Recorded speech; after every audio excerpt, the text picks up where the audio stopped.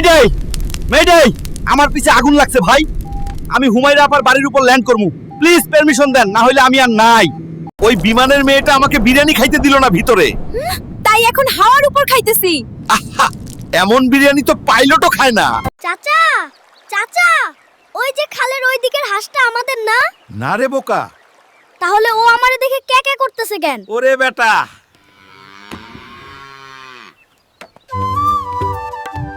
আয় ভাই, ঠান্ডা পানি, প্লেন পানি, ঠান্ডা পানি। চাচা, এটা প্লেন, বাস না।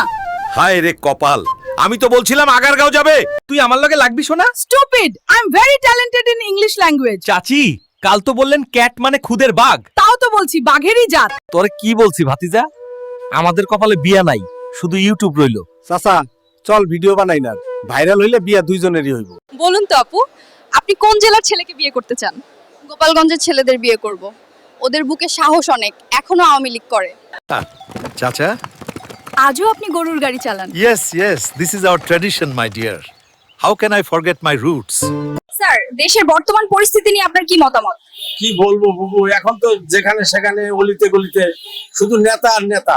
ভাইরে, জালে কি ধরতে নামছেন? ভাই আমি শানটা ধরতে নেমেছি। শানটা আবার জালে ধরা পড়ে নাকি ভাই? এইটা তো দেখার জিনিস ভাই।